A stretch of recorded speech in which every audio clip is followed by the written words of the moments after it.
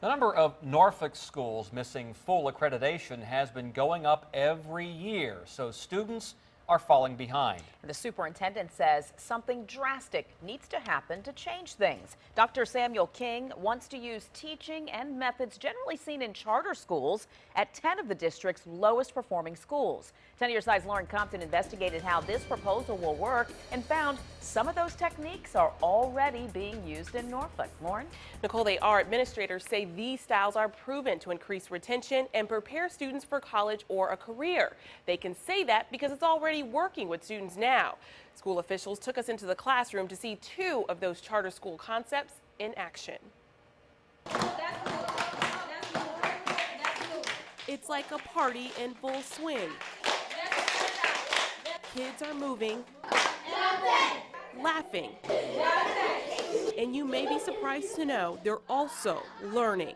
Well, the Montessori concept type of classroom involves the teacher modeling for the students, allowing the students to be more hands-on and engaged in learning at their own pace. PB Young Elementary is one of the city's struggling schools. Teachers here are using the Montessori concept to see if that will help.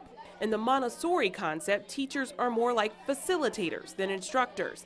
As you can see, teacher Don Ware is not lecturing, but giving students guidance on these math problems. The goal is for me to talk with them about what they can do in a positive manner instead of telling them what they're not doing. It's a hands-on approach to learning that gives students choices about their lesson plans.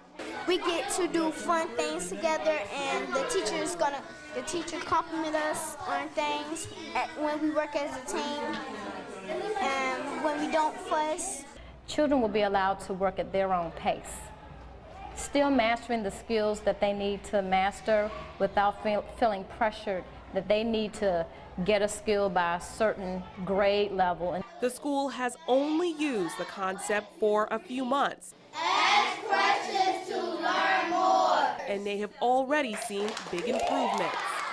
We don't have as many disciplinary problems because they're engaged. Attitudes aren't the only things changing.